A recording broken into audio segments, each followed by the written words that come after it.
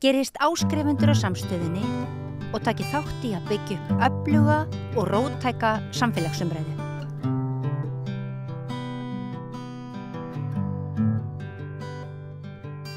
Já, komið þið sæl og blessuð. Við fjöllum reglulega listir og menningu hér við Rauða borðið og ekki síst tónleika, klassíska músík, töluvert. Einn angi þess að njóta klassískrar tónlistar til dæmis í Eldborgarsalnum í Hörpu, það hve vel við njótum hljóðsins. Og ef þið eruð reglulegir gestir í Eldborg á sinfóníutónleikum og öðrum klassískum tónleikum afsakið, þá hafið þið kannski tekið eftir því að það skiptir svolítið máli hvar maður situr. Og athygli mín var vakin á því að fyrir rétt 20 árum þá voru skrifaðar fleiri en ein blaðagreinar það hvernig hljóðið yrði í þessum sal. Hvort hann væri kannski of stór og menn lýstu áhyggjum af því að diskantinn í músíkinni myndi ekki skila sér. Og nú þegar við höfum keyrt á þessu húsi alllangt skeið og búið að bjóða upp á alls konar stórkostlega tónlist þar, þá ekki vegi að taka aðeins stöðuna. Og hingað kominn Ólafur Hjálmarsson, verkfræðingur sem sérfræðingur í hljóði. Vertu velkominn til okkar, Ólafur. Kæra þakkir. Ert þú sérmenntaður eitthvað sem hljóðverkfræðingur eða? Já, ég kláraði fyrst byggingaverkfræðipróf hérna við Háskóla Íslands 1987. Já. Fór svo í meistaranám til Danmerkur og var þá nýbyrjaður í Dómkórnum. Já. Og hafði verið í Dómkórnum 2 ára skeið og meðal annars tekið jóladisk upp í Skálholti. Og ég heillaðist svo af hljómburði í Skálholtskirkju. Að það eiginlega stóra ástæða fyrir því að ég sérhæfði mig síðan í hljóðverkfræði. Og meistaraverkefni mitt var á því sviði í Kaupmannahöfn. Já, og starfarðu við, hvað maður segja, hljóð, ráðgjöf og hönnun hljóðs? Já, þegar ég kom úr framhaldsnámi 89 fór ég að vinna á verkfræðistofnun Línuhönnun. Já. Og þá voru ekki margir sem voru að borga fyrir hljóðráðgjöfu mína, þannig ég fór að hanna brýr og háspennumöstur, sem var bara gaman. Já. Svo fór ég til Berlínar 96–2001 og lærði meiri hljóði. Já. Og kom svo heim upp úr aldamótum og hef alfarið verið í hljóðverkfræði síðan. Já. Áður en við förum inn í Hörpu og inn í Eldborg, þá þarf væntanlega að horfa í mörg horn þegar hljóð hannað og ekki síst í svona stórum sal. Jú. Ég vil kannski byrja á því að segja að þessi skrif mín í lesbókin á sínum tíma var í rauninni afrakstur töluvert mikillar vinnu. Ég var í 4 ára skeið forseti Norrænu hljóðfræðisamtakanna og ræddi heilmikið við kollega mína á Norðurlöndum. Og við vorum eiginlega allir sammála það að við höfum miklar áhyggjur af þessari hugmyndafræði Artek sem voru hljóðhönnuðir Eldborgar og Hörpu. Erlent fyrirtæki. Bandarískt fyrirtæki sem Askenasi benti á. Já. Og ég kannski bara byrja því að það sem við höfum áhyggjur af þessi svokölluðu á ensku acoustic chambers eða utan á liggjandi hljómrými sem hægt að opna og loka. Að þetta rosalega dýrt. Eldborgarsalurinn kostar 2-falt af við það sem að svona salur á sömu stærð kostar fyrir þessa útfærslu. Þetta í rauninni byggði 2 salir og opnanlegt á milli. Ég skil. Og þetta sem sagt það sem vandinn við að gera þetta svona að ef þú opnar svona inn í hliðarými þá lifir bassinn það af en ekki hátíðnin, eða diskantinn. Það þýðir að þú býr bara til meira og meiri kirkjuhljóm, svona eins og í Hallgrímskirkju. Sem ekki sérstaklega gott hljóðhús. Nei, sem ekki gott og það ég hef verið að vinna svolítið fyrir hann Víking Heiðar, píanóleikara og ég hafði aldrei hugsað út í áður en hann sagði mér neðstu strengirnir í flíklinum eru stálstrengir þess að ná botninum og hann átti að sjá að þeir eru miklu harðar en hinnir þannig að hann þarf að spila léttar á þá. Og hættan sú þegar að þú ert með yfirgnæfandi langan bassarhljóm að hann skyggi á strengina og efri að tónsviðið Og það sem að ég legg höfuð áherslu á í minni vinnu að tryggja sem allra jafnastan hljómi við tónsviðið. Þannig að rýmið bjægi ekkert. Og glansstrengjana fá að njóta sín. Og mannsratarinn reynda líka. Já. Sko, í þessum greinum sem ég hef lesið, sem þú skrifaðir í lesbókina fyrir öllum þessum árum, þar lýsirðu sérstökum áhyggjum þínum af stærð salarins. Já, sko þarna byggir þetta líka meðal annars heilmikið á viðræðum mínu við norræna kollega mína. Sko, einn þeirra saði svo skemmtilega, sko, ef þú ert með 1100-1200 manna sal fyrir sinfóníska hljómsveit, þá getur þau líka gert mistök. Hann hljómar vel. En sem sagt í hljóðhönnun tónlistarsala þá það þannig að þú þarft að tryggja nægt rúmmál. Þú getur ekki búið til hljóma eftir á. En þú hafa bara salinn nægilega stóran, því ef þú stækkar hann umfram það, þá fyrir loftið sjálft að drekka meira og meira af hátíðnin í sig. Þannig að með því að stækka sal og stækka, þá lendur í hliðstæðu eins og í Hallgrímskirkju þar sem basshljómurinn yfirgnæfandi langur og það dregur úr fegur tónlistarinnar. Erum við að tala að rétt 1600 manns komist inn í Eldborg núna? Já, alltaf 1800 með því að það sé setið bak við sviðið. Já. En þú hefðir talið 11-1200 max? Já, bara symfónían sjálf bað 1100 manna sal á sínum tíma. Symfónían sjálf bað það? Og það voru einhver sjónarmið að fá rafmögnuðu stórtónleikana þarna inn og þeir bæru sig sem að var til þess að salurinn varð svona stór. Og ég var mjög ósáttur við bandaríska kollega mína sem gefa íslenskum stjórnvöldum og húsbyggindum það ráð að það sé bara fínt að hafa svona stóran. Þeir byggðu artekmenn hönnuðu Sibeliusarhöllina í Finnlandi, í Lahti, og þar var salurinn 1250 manna. Og það talið eitt besta verk þeirra í Evrópu. Þannig að hvernig þeir gátu fyrir litla Íslands ráðlagt 1800 manna sal skil ég ekki. Nei, sko nú þetta hús reist í framan af í einkaframkvæmd. Já. Og sko það annað sem þú skrifar að það hvort áherslan átt að vera ráðstefnur eða tónlistina. Já, sko það var það var mjög skrítið að menn sögðu að ráðstefnur og symfóníuhljómsveit ætti vel heima í sama salnum en ekki óperur og symfóníur. En kröfu til óperuflutnings og hljómlengdar og symfóníur eru miklu nær hvor annari heldur en ráðstefnur nokkuð tíman. Og það oft á tíðum svolítið erfitt að vera þarna inn í Eldborgarsalnum þegar rafmögnuð tónlist og ráðstefnur af því hann ekki góður til þess. Ekki heldur góður til þess? Nei, og en það sko, ég kem úr byggingaverkfræðinni í hljóðverkfræðina og það sem að ég lít á sem mitt verk að hanna gott hljóðfæri. Og hljóðfæri getur ekki gert allt. Þú getur ekki fengið flaututón og konsertbassa, kontrabassa segi ég. Þannig að það sem að skiptir máli og það sem ég saknaði svo að því að þetta var eins og segir byrjaði sem einkaframtak og það tekjurnar átt að koma á ráðstefnuhaldi þannig að það var allt of mikil áhersla á það. Já. Og til að nefna því til stuðnings að bæði Norðurljósasalurinn og Silfurbergssalurinn eru með flötu gólfi. Þannig að ég hefði gjarnan, sko, ef ég hefði fengið að ráða, hefði ég byggt 1100 manna sal eða 1200 fyrir symfóníuna. Ég hefði byggt 600 manna sviðslistasal og svo kannski eitt sal með flötu gólfi fyrir sama pening eða minna heldur en Harpa var byggð. Aðeins til að segja það líka að ég sko skrifaði þessar greinar þarna 2006 og 2007 á meðan þetta var á hönnunartíma og ég var að reyna að koma góðu til leiðar. Reyna að hafa áhrif á ákvarðanatöku. Ég ákvað það strax að ég ætla ekki að fara að skrifa meira þetta eftir að salurinn voru opnaður.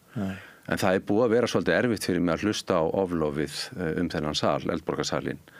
Því og menn tala heimsklassa hljómburð sem að hann ekki. Ég hef komið í músíkfræðin í Vín og það heimsklassa hljómburður. Það sem lokar augunum og þér finnst þú vera stattur innan hljóðfærin. Þú ert umlukinn góðu hljóði. Í Eldborg þetta öðruvísi. Það eru vöndu byggingarefni og það myndast fallegur hljómur. En hann myndast við sviðið og berst svo aftur eftir salnum. Þetta eins og hlusta útvarp en veri ekki umlukinn góðu hljóði í tónleikasal. Og þetta munur. Og ég ræddi þetta einhvern tíma með hann Ólaf Axelsson sem faðir Víkings Heiðars, glöggur arkitekt og ég var að lýsa þessu fyrir honum og hann sagði svo vel, já, þú meinar svona tvívíður hljómur en ekki þrívíður og það svolítið þannig og ég vil líka nefna að ég hef reynslu af því að vera flytjandi þarna sviði inn í Eldborg sem söngvar í Dómkórnum fyrst í Mozart Requiem og síðan í Messias og það ekki þakklátt að vera flytjandi þarna upp á sviðinu. Það of lítill stuðningur upp á sviði og það magnað öllum þessum árum, nálega 20 árum eftir ég skrifaði þessar greinar að þá ég að heyra í hljóðfæraleikurum Sinfóníuhljómsveitarinnar sem ekki sáttir. Það þannig? Og, já, það þannig og þeir voru kallaðir arttekmenn til landsins, ekki alls fyrir löngu. Til að reyna að laga eitthvað? Til að reyna að laga eitthvað. Já. Og sko, aðeins til að segja það að sko, Knudsen og Harris voru amerískir arkitektar sem höfðu rosalega mikið áhuga á hljóði. Voru ekki sérmenntaðir en höfðu mikið áhuga á því og fóru út víða grundir að skoða hvað virkar og hvað ekki. Eitt af því skynsamlegasta sem þeir sögðu og komist var að lofthæð í tónleikasal má aldrei vera meiri en 2/3 af breiddans. Þannig að 12 metra breiður salur má ekki hafa meiri en 8 metra lofthæð. Og hvernig eru tölurnar í Eldborg? Þær eru óhagstæðari. Ég hef þær ekki nákvæmlega, ég búin að biðja gögn, ég búin að biðja mælda hljómleikt í salnum ítrekkað, við Hörpu hef ekkert fengið og ég hef ekki teikningar í höndunum af endanlegri útfærslu en ég hef reiknað þetta nokkru sinnum og hljóðhanaði meðal annars Guðríðarkirkju með hliðsjón á þessu og þetta mjög skynsamlegt vegna þess að það að vera umlukin hljóðin, fallegur hljóðin sem ég var að nefna, það þýðir það að við erum endurkast frá hliðarveggjum og við erum endurkast frá lofti sem mjög mikilvægur flötu til að koma hljóðorkunni til skila. Já. Og það þegar ef að þessum hlutvöllum gætt, þá þyngdarpunkturinn í hliðarendurkastinu nokkurn veginn að koma á sama tíma á endurkasti frá loftinu. Þannig að þetta að koma á réttum tíma. Það að syngja eins og ég gert margoft í Hallgrímskirkju, það mikill hljómur í kirkjunni en hann hjálpaðir ekkert sem söngvara því hann kemur of seint. Og aðeins til að nefna Hallgrímskirkju að þar eru byggingarhlutföll ekki rétt. Lofthæðin allt of mikil með að við breidd kirkjuskipsins sem þýðir að þetta endurkast frá loftinu að koma allt of seint. Og það sko, má endilega nefna það, ég fór með Dómkórnum 2013 til Berlínar og við sungum í Marienkirkju, Maríukirkjunni við Alexanderplatz. Hún mjög lík í byggingarformi eins og Hallgrímskirkja en með miklu lægri lofthæð og það var allt annað að syngja í henni. Þú veist, hvort sem þú hljóðfaraleikari eða söngvari í samflutningi, það skiptir svo miklu máli að syngja eða spila sig inn í hljóm. Ef að þú hefur ekki hljóm í kringum þig og það vantar eitthvað, þá byrjar að forsera. En það fyll í tómið. Heldur að fólk sé misnæmt fyrir þessu? Bara svona skynhrif okkar séu ólík manna á millum? Sko, ég vil fyrst kannski segja að Lothar Krimer sem einhver þjóðveri og rétt mista á honum í Berlín, hann var nýdáinn, einhver mesti postuli sem uppi hefur verið í fræðunum. Hann sagði í einhver tíman, þegar tónlistarmaður heyrir einhvað, þá efast ég aldrei að það þarna eitthvað sem hann heyrir. En það ekki alltaf víst að tónlistarmaður komið með réttu skýringuna. Og tónlistarmenn sem hafa atvinnaði að heyra sig saman og spila réttan tón upp á brotabrot, þeir hafa rosalega næmt eyra. Og það sem að þau til dæmis í symfóníunni hafa verið að tala að lágfiðlurnar heyrast ekki nógu vel, hafa ekki nógan stuðning á sviðinu og þessi rosalega mikli fleki fyrir ofan sviðið, þetta canopy eins og við sagt upp á enskuna og bara til að nefna það, ég held að þau voru þarna að messa yfir þessu núna ekki alls fyrir löngu með hljóðhönnunum og hann var lækkaður einhvað til að veita betri stuðning en í rauninni ef að lofthæði rétt þá þarf ekki svona fyrirbæri. Þetta rándýrt fyrirbæri og í rauninni sko, eins og við sjáum í Skálholtskirkju, eins og við sjáum í góðum tónleikasölum eins og Músíkféræðin, það þarf enga skildi eða fleka til þess að varpa hljóðin eitthvað. Því að það alltaf neyðarbrauð. Vegna þess að það eins og skermur við ljós, hann veitir ljós einhvers staðar en skugga annars staðar. Og það náttúrulega ef við komum að því, eins og þú nefndir í inngangiðinum Björn, sko, sætin í Eldborg eru mjög mismunandi. Já, maður ég hef til dæmis setið uppi á fyrstu svölum, mjög stutt frá sviðinu, vinstra megin ef þú ert að horfa að sviðinu. Þar fannst mér besta hljóðið sem að ég hef fundið. En svo hef ég líka setið á stöðum þar sem að það svona eins og já, það eins og þessir efri tónar detti svolítið dauði niður og maður fá það ekki, sko. Já, sko, niður í salnum of langt í loftið. Það veitir ekki stuðning og sviðskanturinn allt of hár, eins og þú tekið eftir. Þegar þú kemur upp á fyrstu svalir, þá færðu meiri stuðning á loftinu og það hjálpar. Menn gerðu það og þegar það ekki það var líka í mörgum uppfærslum, þá talaði fólk við mig og sagði það var eiginlega bara best að vera á efstu svölum. Því þar ertu komið nær loftinu. Og eins og ég sagði, sko, það að koma fallegri tónlist til skila í rauninni spurning orkuflæði. Og loftflöturinn svo rosalega mikilvægur til að koma nægri orku til skila. Þetta eins og með lýsinguna. Með hvítu lofti getur þú jafna miklu betur birtuna. En gagnvart hljóðinu að þá þetta loft sem svona allt og hátt, það bara svart og drekkur allt í sig. Eða hljóði kemur og seint niður aftur. Sennilega spila maður líka betur á hljóðfæri eftir því sem að hljóðið betra. Já, ekki spurning. Því betur sem þú heyrir í sjálfu þér, því betur líður þér og því betur kemstu í flæði í tónlistarflutningi. Já.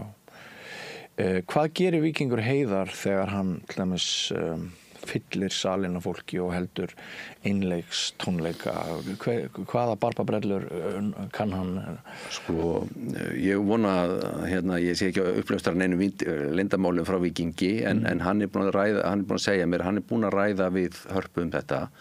Þegar hann var að undirbúa sig fyrir Goldberg tilbrigðin, þá var hann alls ekki sáttur og hann fór í það að reyna að skoða hvernig var þetta að gera salinn sem allra bestan. Og það, ef ég man rétt, þá byggði það meðal annars á að loka öllum þessum hljómrýmum því að það skásti hljómurinn þannig í salnum. Og hann fékk einhverja nýjar stillingar á flekan hann fyrir ofan sig. Og hann vildi gjarnan Hljóðfærið sérstilt líka að einhverju leyti? Hvað segirðu? Var hljóðfærið sérstilt líka, flygillinn? Ég held að hann hafi bara verið stiltur á hefðbundinn hátt, sko. En sko, við Víkingur töluðum að við myndum skoða þetta saman, en það hefur nú ekki orðið að því enn. Og ég sveimir þá að velta fyrir mér, sko, það einhverja rimlaklæðningar hérna á veggjum við sviðið. Og miðað við hvað það sem ég heilt frá hljóðfræðileikur sinfóníunar eins og þessi veggir við sviðið sé ekki að veita nægan stuðning. Og svo þurfti náttúrulega flekin að koma nær þeim. Þannig að, já.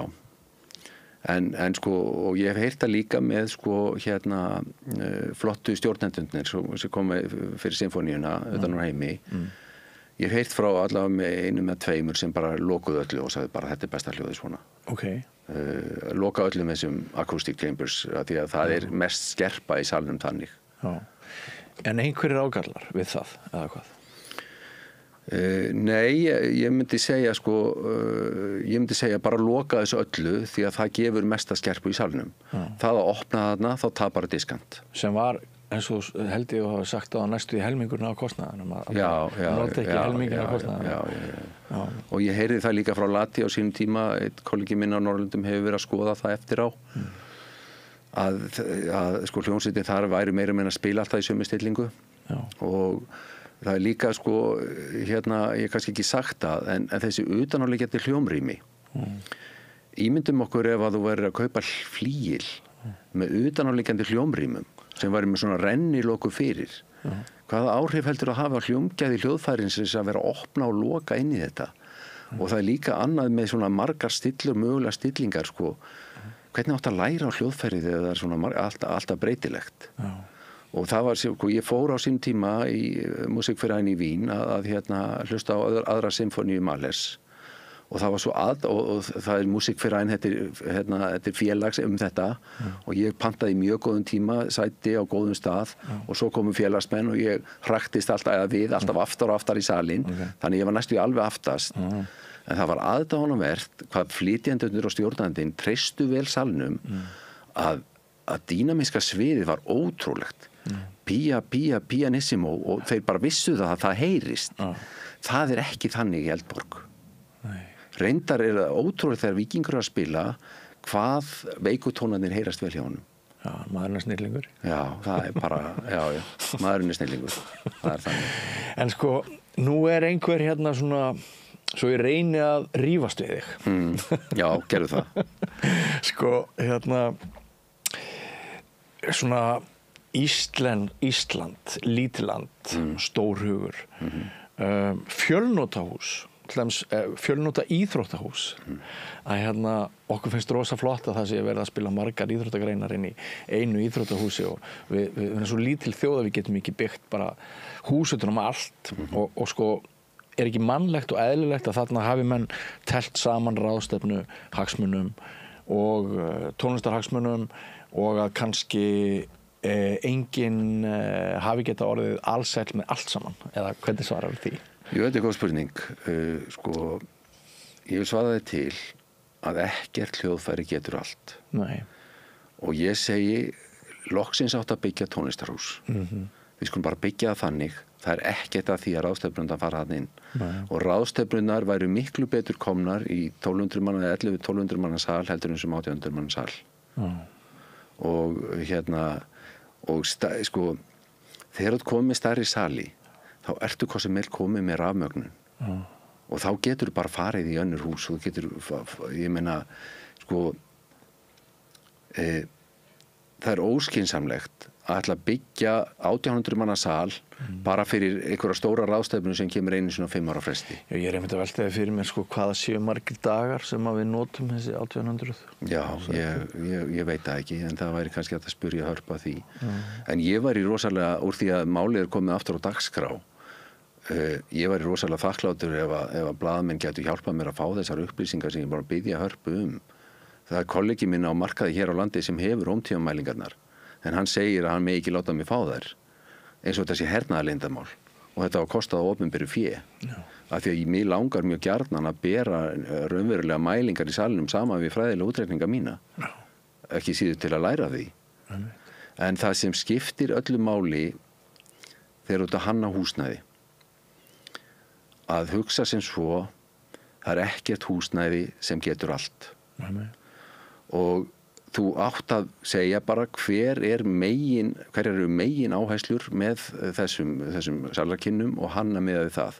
Ég nefni sem dæmi matsalarnir í grunnskólanum. 95% af notkuninni matsalur í hádegi. Það sem öll börnin að tala saman í einu. Og það verður að dempa salin mjög vel til þess að það sé bara bærilegt.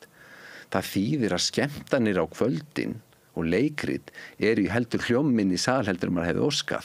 En það verður notkunin verður að ráða. Og þegar þú talar í öðru orðinu að þú ætlar að byggja tónlistarhús, þá áttu bara að gera það.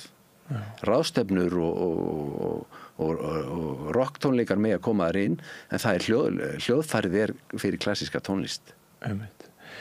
Sko, Ólafur, við minnkum ekki Eldborgarsalinn. Nei. Frá því sem nú en sko ertu með einhverjar hugmyndir aðgerðir eða breytingar eða sem sagt athafnir sem að með ekki of miklum tilkostnaði gætu bætt hljóðvistina umtalsvert í þessum sal? Ég hef enga patentlausnir. Ef að ég kæmi að borðinu þá myndi ég fyrst reyna að finna leiðir til þess að bæta aðbúnað flytjenda á sviðinu. Þannig að þeir heyri betur í sér. Þegar maður spilar í rockhljómsveit eins og ég gerði mörg ár, þá maður með mónitora upp á sviðinu. Og mónitorarnir skópla til manns hljóðinu til þess að maður heyri einmitt eitthvað. Því annars heyri maður ekki neitt. Þú ert að segja að þetta sé það vanti þessa mónitora. Já, það vantar svolítið mónitora. Og ég hef þá reynslu líka sem korsöngari á sviðinu. Steinum Birna kom einhvern tímann, hún var þá verkefnastjóri í Hörpu og sagði hvernig líkar ykkur? Og ég náttúrulega svo kjaftfór og ég sagði við Steinum Birnu við heyrum anskotan ekkert í stelpunum. Og strákarnir voru öðrum megin og stelpunar hinum megin og þetta mjög óþægileg staða sem flytjandi. Og hefur þetta verið svolítið feimnismál? Ég veit það. Og ég meina úr því ég komin hér að ég vil bara segja það að ég heyri það á hljóðfæraleikurum sinfóníunnar að þeir voru múlbundnir. Þeir mátti ekki tjá sig. Og ég átti rosalega erfitt með að heyra allt oflofið salinn. Þetta var eins og nýjuföddin keisarans í alvöru. Að því að ég segi bara, þegar ég lík mínum verkum, ég vil ekkert oflof, ég vil bara fá gagnrýni og ég vil þá bara fá tækifæri til að laga ef einhvað er að. Þetta var bara heimsins besti tónleikasalur sem að hann ekki að mínu viti. Það skapast einhver konsensus að þetta sé okkar þjóðarstolt og megi ekki gagnrýna það. Nei, og náttúrulega arkitóníst þetta náttúrulega afrek á sín, má segja það. En eins og ég segi, ef ég væri fenginn þarna að málum, að þá myndi ég byrja að skoða hvað getum við gert til þess að flytjendur heyri betur í sér á sviðinu. Bara eins og symfónían er að velta fyrir sér. Og hvað dettur þér í huga hægt var að gera? Ég veit það ekki, en eins og ég sagði áðan, ég myndi skoða betur þessar hlíðarveggi. Mögulega væri betur, ég veit ekki, það eru rimlaklæðningar þarna. Ég veit ekki hvort að einhvers það er steinull á bakvið þá sem væri döð og djöfull. Og mögulega þyrfti bara að taka þær og hafa þetta bara sléttaveggi, svona eins og ég hugsi bara upphátt. Ég bara veit það ekki, en það þyrfti að skoða það. En við hugsum bara eyrun á okkur. Það getur náttúrulega verið gaman að setja nálagt sviðinu vegna hinn sjónræna. Nánast sjá svitan af konsertmeistaranum þyrlast yfir mann. Stundum vil maður bara vera fremst af því að það er einhver orka þar og svona. En ef við spáum bara í eyruna okkur og segjum að þú bara getur valið fyrstu miðana í einhverjum stórkostlegum tónleikum sem er að koma í miðasölu núna á morgun og verða eftir 4 vikur. Hvar myndir þú kaupa þitt sæti ef bara hugsa eyrun? Bara í samræmi við þína reynslu, líklega á svölum, fyrstu öðrum svölum, upp á það að fá betur, vera betur umleikin hljóði, sko. Það er líka það sem ég kannski langaði að nefna, sem ég glemdi áðan í sambandi við þennan fleka yfir sviðinu. Þetta canopy. Sko, ef að hljóðhönnuður kemst að því að hann þurfi fleka yfir sviðið til þess að hljómsveitin heyri eða flytjendur heyri betur í sér, hvað þá með áhorfendur? Þau eru ekki líka sama stuðning. Og það þýtti þá fleki yfir allt sem þýtti það bara lofthæðin væri minni. Já, en skiljiði rétt að til dæmis nú eru miðar misdýrir og mér finnst það alltaf svolítið sorglegt að að þeir kosti ekki bara allir eða sama. Já, ég sammála. Ég jafnaði maður í hjarta mínu. En segjum að maður eigi ekki allt of mikið pening og maður verður að láta sér duga miða sæti sem eru aftarlega. Skiljiði rétt að þá sé sennilega betra að setja aftast efst heldur en neðst. Já, ég myndi segja það. Það bara í samræmi reynslu þeirra sem ég rætt við, sko, að það er alls ekki svo slæmt að vera á eftirsölum. Það sem er fullan stuðning á loftinu. En eins og ég segi, sko, og það er náttúrulega öftustu sætin í salnum, undir svölunum eru bara í akústískum skugga sem er ekki góð. Ég myndi síst vera þar. Og ef ég væri að fá ódýra miða þá myndi ég hugsa bara að taka með mig leikhúskíki og vera á eftir svölum. Ólafur, ég þakka þér kærlega fyrir að koma. Mér finnst að það sé viðbúið að maður fylgi þessu spjalli okkar einhvern veginn eftir og ég vonast til þess að kannski næstu viku geta heyrt sjónarmið þeirra sem raunverulega ráða ríkjum í Hörpu og hafa það í hendi sér að bregðast við þínum ábendingum og kannski bæta úr ef þeim finnst að það sé þannig að okkur beri að hlusta á þína gagnrýni. Já, mér líst mjög vel á það og ég segi alltaf, það er mjög mikill kraftur í upplýstri opinberri umræðu. Og það var það sem mér fannst svo skort á sínum tíma að það væri upplýst opinber umræða helstu forsendur og hönnunarforsendur þessa hús. Loksins þeir áttu að byggja tónlistarhús. Takk fyrir komuna, Ólafur Hjálmarsson, verkfræðingur, og við förum yfir í aðra sálma. Allt það besta er ókeypis. Fáðu þér vatn að drekka. Samstöðin, þar sem manneskjurnar koma saman.